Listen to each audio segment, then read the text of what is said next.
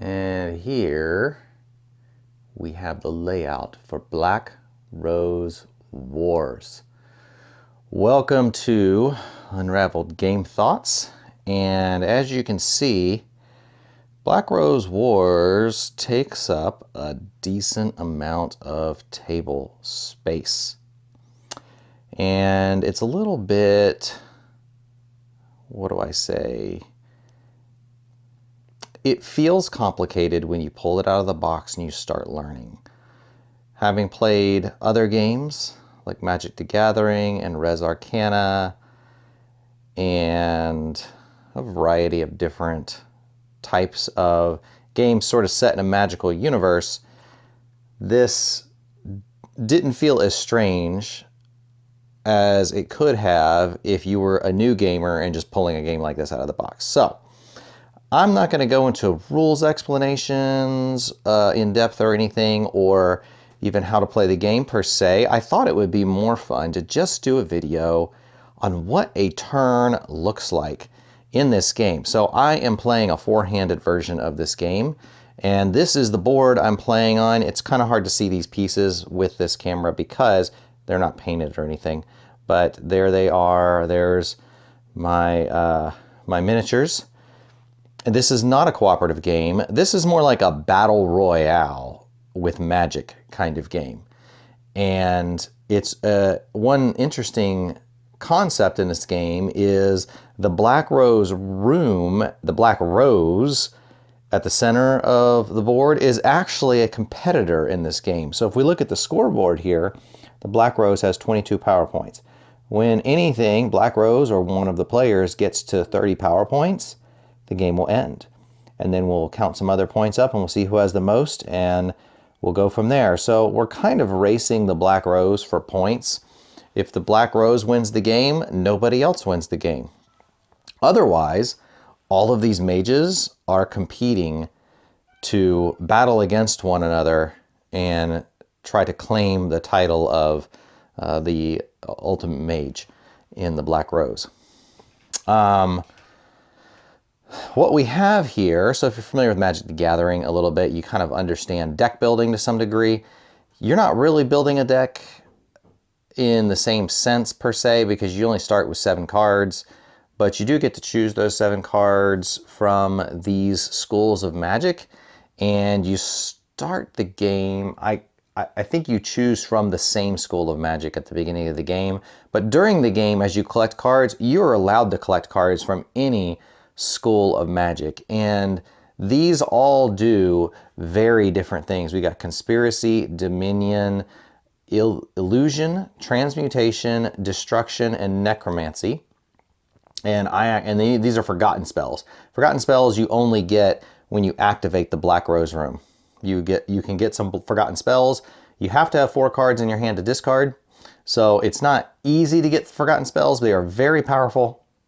And once you use one, which in this turn I'll show you, we'll actually use one, then it goes away.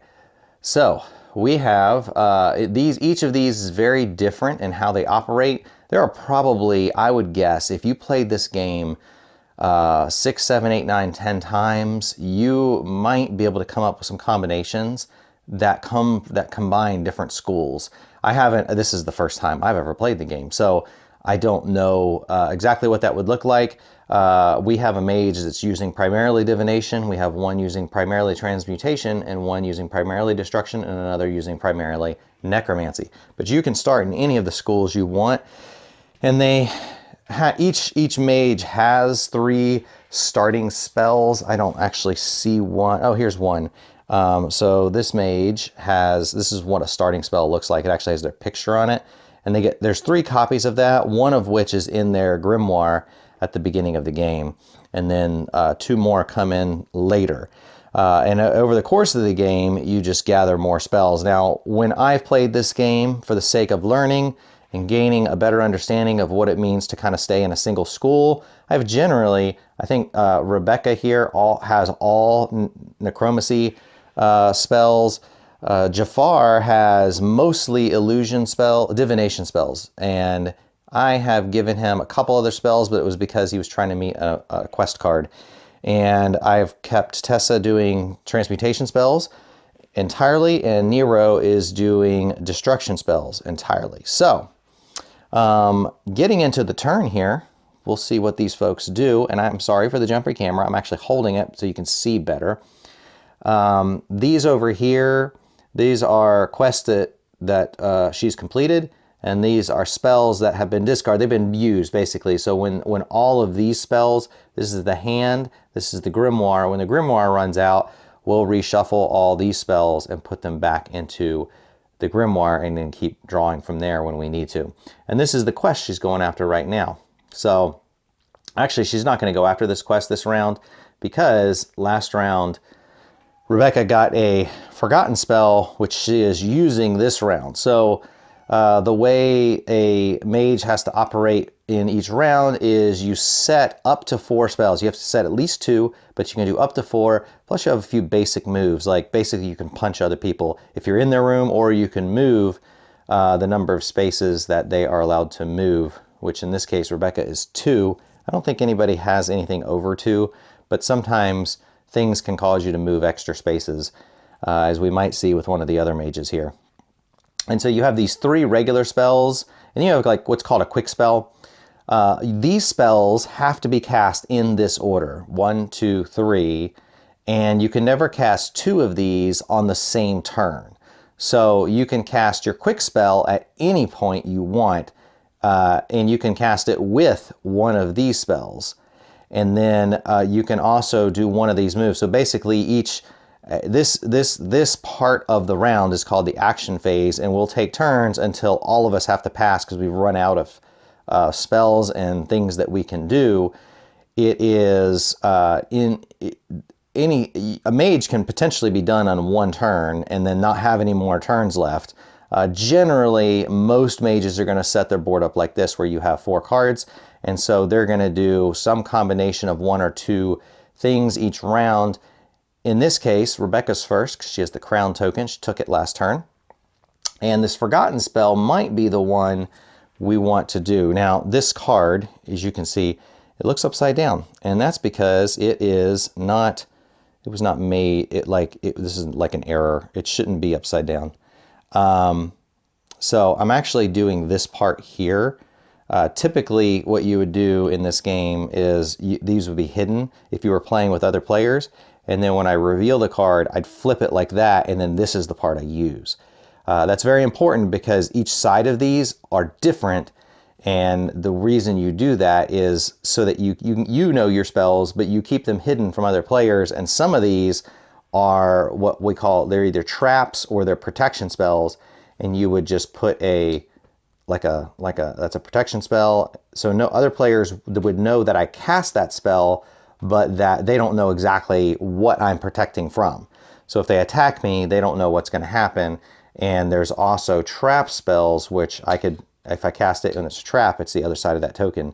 Then other players would know, oh, I've set a trap, but they don't know what would trigger that trap until they trigger it. So let me go back to my spell here. So this is the spell this is one of those really powerful forgotten spells, and once I use it, it leaves the game. And I'm actually doing this part here, this soul entrapment. When a model enters the room, you can inflict 6 damage on it, which that is a lot of damage. Most of the damage you do in this game tends to be, I would say 4 is on the high end. Usually is like 2 or 3 damage. It's a lot of 1 damage cards. And if the target is a mage and is defeated, I would also gain 6 power, which would be very handy. No one else gains power. So that turn. So that is a very powerful trap. Now, I'm not going to turn mine over because I'm just playing 4-handed. But what I will do is that will be a spell I will cast, and I can cast it in any... Oh... You know what? I thought I could do it in any room. It has to be a yellow room. That is not a thing I paid attention to before. So let me go back over here to the yellow room. And we have 1, 2 yellow rooms. So this is this is a likely room for a mage to come in. This one up here, there's 3 of each color room. There's already a mage here, but the mage would have to leave and enter, and it's kind of off to the side. This is more likely to be a room folks would go in, and no one would know that it's a yellow room when I set this trap. So I would set the trap, and ideally I'd like a mage to go in there that's going to kill themselves going in there. But they don't know. What my initial plan was to put it on the Black Rose room. It's almost guaranteed somebody will try to go in there and get some cards, but that did not happen. Or I can't cast it on the Black Rose room. I didn't realize that when I got the card, but it's still handy. So now I have to decide if I want to move, or there's nothing in my room to hit. So that's not going to do anything. I'm not doing any damage to the room I'm in based on my spell power. I could cast this, or I could move or hit something in the room that I'm in. I don't know. Another aspect of moving is that you can trigger a room you move to. Typically, if the move has a little check mark on it. So on these moves, I can move and trigger a room. And then here I can hit and then trigger a room. And so you have to have that on the card to be able to trigger the room going into it. I do think actually sometimes I was having the mages trigger rooms just because they were moving, and it was because of a spell, but didn't have the trigger sign. So that is significant. The question is, if I move her, what room would I be interested in triggering? There's a list here of what the rooms do, and let's see. I'm kind of looking at these purple rooms here. The pleasure room, I can draw a quest card. The throne room, I can take the crown token. I could go to the armory and cast a protection spell from my hand, but I don't know that I even have a protection spell in my hand. I don't. This is the only card in my hand, and it's not a protection spell, so it would have a little shield on it if it was. So I don't have enough cards to discard, or I'd love to go to the Black Rose room and do that. And I just cast a trap in here, which it won't go off on me. It would go off on another mage. Drawing a quest card would not be bad. Part of me wants to get away from some of the other mages so they don't do a lot of damage to me. But one thing I might need to bear in mind is, what do I want to do with these here, because I'm not going to do anything yet. Oh, I could. You may suffer 1 for each one you just suffered. That'll gain me power. You know what? Instead of moving, I'm actually going to cast this spell too. My quick spell, because it's a protection spell, and whenever I take damage, and I have room to take some damage here. I don't know why I'm turning that over. I don't need to. If I take damage, I'll also gain power. And if we come over here, right now, I'm kind of behind. I'm like on 7, or Rebecca is on 7. So she's going to want to gain power. So casting this trap and that will give her potential opportunity to gain some power this round. So then we go on to Jafar. Now, Jafar only has 2 cards, and the reason is because he's got this quest that during the action phase of a single game turn, cast no more than 2 spells and use 2 physical to action tokens. So he wants to use these 2 and only cast 2 spells, and that will help him accomplish that quest, which is worth 5 points at the end of the game, which is very good. So does he want to summon an altar and then gain 1, or remove a divine altar from target room to cast a spell from your hand and gain 1? Okay. Now, you don't have to use the quick spell. You have to use these. So I think the quick spell could sit here. Do I want to? If I cast 1 from my hand, I don't want to use my quick spell later, because that would be detrimental. So each of these, now these spells from my hand, I can use either side because they're not set. So if I was to cast one, it would be okay to use either side of these, and if I want to sacrifice a divine altar, I can do that. So the question is, what spell would I want to use? Look at the top 3 events. You may play 1. If you do, gain 2. The thing is, I really just want to cast 2, so I think I'm not going to cast the spell. I'm just going to remove a divine altar, which is helpful. These are called evocations. Basically, if you've played a game where you summon things, so think like Gloomhaven, you're summoning creatures to fight for you. Evocations are like summons. And in this case, I have summoned divine altars, which in this case, divine altars don't do much. They just sit there. And since number 1 has taken a damage, I'm going to take this off the board, and they got little pins in them to recognize who has that divine altar. So that's going to go there. And then this card, see, this damage token goes back to the person who put damage on it, which was Rebecca in this case. And then the divine altar card goes back up to there. And I could cast a spell, which I'm foregoing, but I do gain 1 power. So if I come over here to the board, Jafar is going to gain a power. So he's up to 12. He's up there with Nero.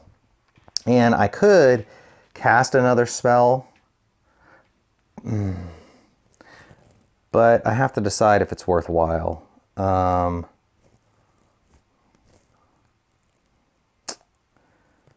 think... See, Jafar is down here because I have to use these activation tokens. I think I'm actually going to use one of these to move, and I'll just move here, and I'll trigger this room, and then that'll put a damage in there. Because what happens is when these rooms take damage, eventually, if they take enough damage, they're destroyed. So this is an example of, this is a room that's been destroyed. We can no longer trigger in that room. We can do stuff in the room, but we can't trigger the room itself. And Tessa was the one that destroyed it. She had the most tokens on it when it was destroyed. And so she got one of these, which this is going to be worth 2 power points at the end of the game. So if you give the killing blow to another mage, or you destroy a room and have the most damage on that room, you'll get some more power points at the end of the game. So Jafar has finished his turn. He's done his 2 things, and now Tessa is going to go. Now Tessa is way over here in the crypt, and let's see. Try to get this doohickey out of my way. My microphone cord is swinging. Now Tessa she likes to turn into an abomination a lot of times. She can place 2 damage in a room with an altar. That is really good. And that room has an altar. So, yeah, we'll show you what destroying a room is. She's going to take a chance and destroy this while she can, because she has all the destruction on it. So she's going to use this one, her quick spell, and she's going to put 2 damage in this room here, which actually only takes 1 more. So it would have 4, and it is going to be destroyed. So she's going to get this token to go with her other token, which is going to be worth 2 points. It's not a lot, but it helps. It helps. The altar is going to stay in the room. Nothing happens to that. But this is going to be destroyed. And because that spell has this little black marker on it, then the room she's in, she's casting it from there, it takes a damage as well. So she's got that. And then what else does she want to do? All of your, place 1 in your current room. She doesn't have anybody she can hit in her current room, but she could go hit Rebecca. That wouldn't be a bad idea. Or she could go hit Nero. She's pretty... Rebecca could take a lot of damage, and Rebecca's way behind. Nero is in the lead, so he'd be a pretty good one to go hit. But I can't move. I can only move one. So maybe I can get some damage on Rebecca and then hit. This is a tough choice, because I cannot. Since I've already cast one spell, I could either do this or I could do one of these. I can't do both. But I do want to eventually become Abomination. So I'm going to go ahead, because that room is close to being destroyed and I could get some damage on it. I'm going to go ahead and cast this one. So until the end of my turn, whenever I do damage, I also place a damage in the room that I'm in, plus I get to move one and hit. And I hit for 2. I am not an Abomination at the moment. So, oh, let me see if this is the thing that I was going to try to do. During a single activation, activate at least 1 and cast at least 2 spells in 1. Okay, so I am trying to complete my quest this round. So actually, I'm going to hold off on this because I need to activate a gray room. So I'm going to do that. I'm going to go to this cemetery here, and I'm just going to activate this gray room, which means I get to summon basically an undead skeleton. This Lang, I can't pronounce it. Let's see. Landsknecht. It's like German. And now one of the catches is I don't have a lot of room here, so I'm actually going to get rid of this altar to put my Landsknecht down there. So this altar is going to go away, which was my 3 here, and I am getting a Landsknecht instead. So you probably can't see these real close.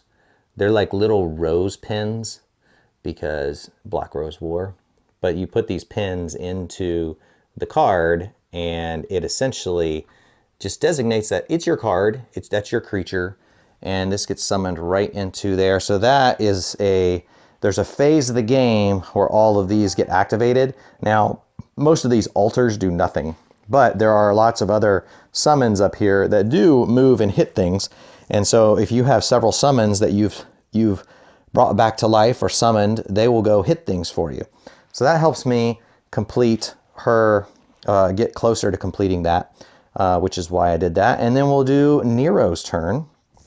Now, Nero, he's got a lot of damage. He's actually been knocked out once already. A couple of mages have been knocked back to the room. He healed a little bit last turn so that he could avoid getting knocked out. And during a single game turn, he wants to activate 1 purple room and trigger at least 2 trap spells and cast at least 1 potency, or whatever. I forget what the kind of spell that's called. But it's not from a school. It's like a type of spell that has this little hourglass on it. So he's not going to be able to do that because he didn't have one of those spells. So that's not happening. So Nero's goal is going to be to just do as much damage as he can. And right now, Jafar is probably competing with him with the most points. Okay, inflict 3 on each model in target room. Flip the target room's activation tokens have been activated.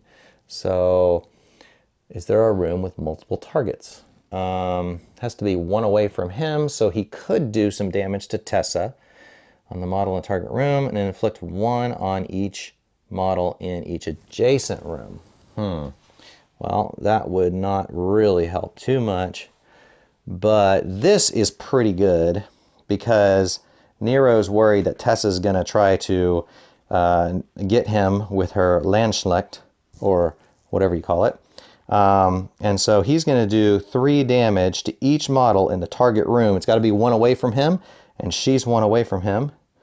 And then we flip the target room's activation token, which is already flipped. And this is also one of those spells that does damage to the room that Nero is in. So he's in this room. He's going to take a damage casting that spell there. And then he's going to do 3 damage to each of these. Well, the Landsknecht only takes 3. So Tessa's going to take 3, and this guy's going to take 3. So she's going to get her pins back. If I can get them out. She gets those back. And this will go back to, whoops, I put that guy in the wrong deal. And then Tessa is going to take 3 damage from Nero, which is what happens. And that's going to go there. And there we go. So, bada bing, bada boom. Tessa's taken some damage.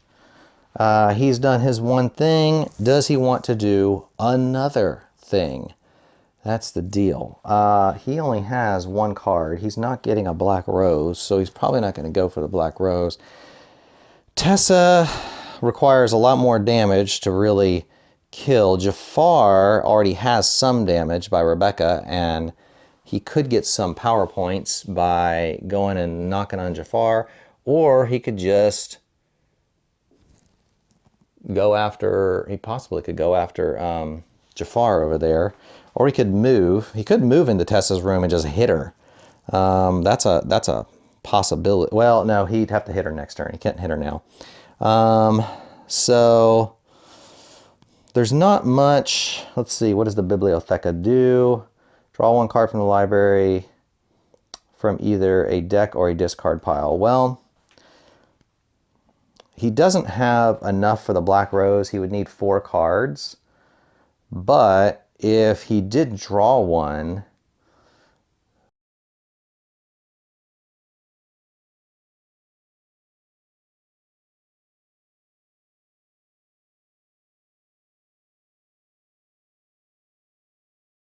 there might be a way to get cards other ways into his hand that he could draw from his, I think there are some other ones that allow him to draw cards into his hand, and if he gets a couple of those, he could potentially get the black rose war room or set up for another. So he's going to go into the Bibliotheca, and before he gets to do anything, well, does he finish his turn? I think he gets to finish doing what he's doing. So he's going to draw his card. He's going to trigger this room. He is actually using this, and he is going to draw a destruction card for his hand and put that in his hand. Doesn't matter too much what it is right now. But what we have is her trap goes off. So we're going to let this spell do its deal.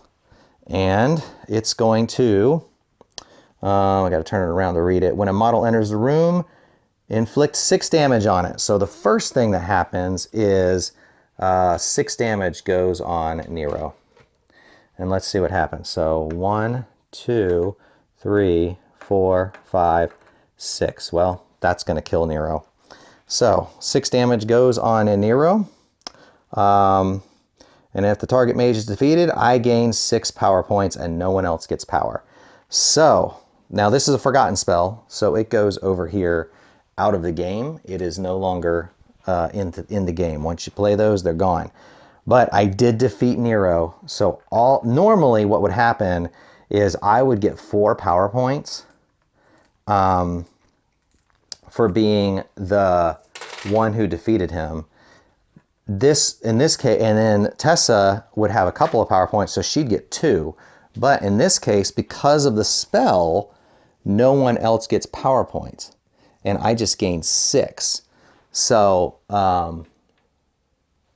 that's going to give me 1, 2, 3, 4, 5, 6.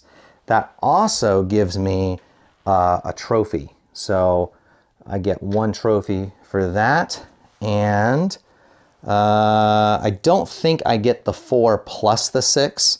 I think I just get 6 power. It'd be a little bit OP'd if I got 4 plus 6. And then Nero, who was defeated, goes back to his room, that's his starting room up there. And so he's still in the game. This is a good example of what happens when you do get knocked back to your room because you're defeated. Well, he's still in the game. He is not out of the game. He just has to start from his room. He's going to have to move out of his room at some point. And so if he doesn't move out of his room by his last spell, he's got to just discard his last spell to move 1 out of his room. You're not allowed to stay in your room the whole turn if you can at all move out. That's something you have to do. So that is an example of a full kind of 1 round of actions for the mages in Black Rose Wars, and basically these actions will continue to take place until everyone has used all their cards and tokens. Once that happens, and I think you could I think you do have to use it if you can. I don't think you're allowed to pass when you have stuff available, at least not spells. I need to go back and check the rules on that. I think you have to use what's there if you put it there. But yeah, you keep doing that.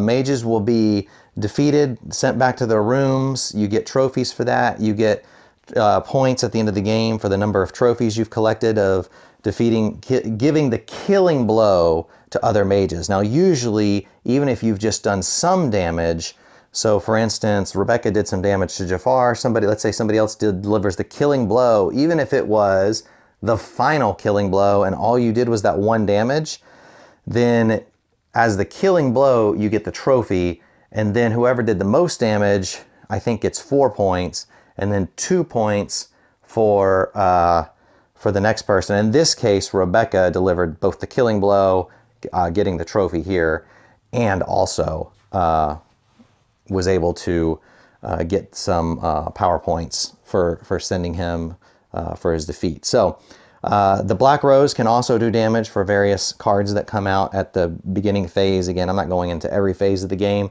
but that's probably the most complicated part of the game, really, is that part of the mages going and doing their spells.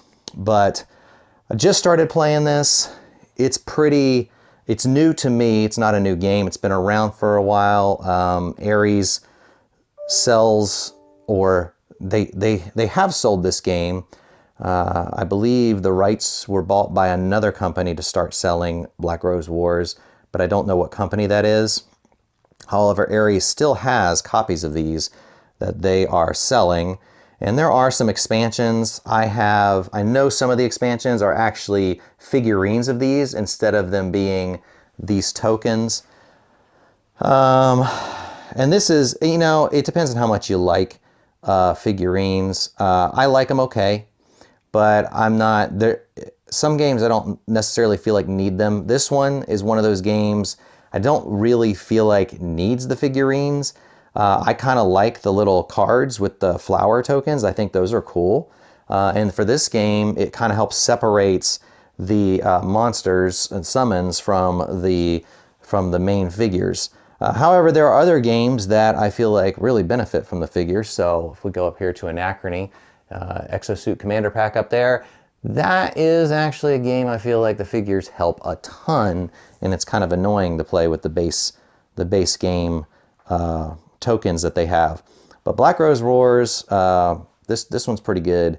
I like this so far. This doesn't have a true solo version that I'm aware of. I looked for one online. It seems like there's one that exists somewhere, but I have not been able to find it yet. And so I don't know what a solo would look like. One thing I read indicated that the solo wasn't that great. So I'm probably not going to pursue solo. Try to play this with some gaming friends who might be interested and enjoy this sort of battle royale type of arena. It is more enjoyable. I was afraid it would have some, I played Magic, I've played some other games that have some deck elements to it, and I was afraid this would stagnate. But given that each of these cards has 2 sides of it, even though the sides have some similarity, they're different enough that I feel like there's a lot of room to explore these different decks and see what kind of combinations can be put together with different mages to see what you can do, what kind of trickery can you do to interact with the different, try to gain the power points, because a lot, like some of these decks, like Conspiracy, is pretty complicated to use. I haven't used it much, but just looking through the spells, you're setting traps, you're doing a lot of sort of things that other mages are going to walk into. And then there are like the transmutation, which is much more about you becoming an abomination and going and doing damage. But it also sets you up for you can take some more damage that way, and potentially you're going to get knocked out more often. Then you have like Nero, similar situation. You can do lots of destruction, but you got to get close enough to do it. And you can also get hit. And while Nero's got lots of power points, everyone's going after Nero because he has the most power points. So it seems to be a pretty good trade-off. You know, obviously after 12, 15 plays or so, I might be able to start to see, oh, here's a way this you know, one school of magic seems to be more overpowered than another. But definitely for starting out, this is a pretty fun game. Even just playing by myself as a four-handed player. And these are all, except for the Black Rose room and the throne room, everything else is randomly set up. So you don't know how these rooms are going to be coming out each game. And I didn't even really go into some of the things the Black Rose does, or too many of the quests that you can get in the game to try to complete. So there's some direction there as far as that goes too. But if you have ever thought about Black Rose Wars or wondered about it, there you go. Thanks for joining me at Unraveled Game Thoughts, and have a great afternoon.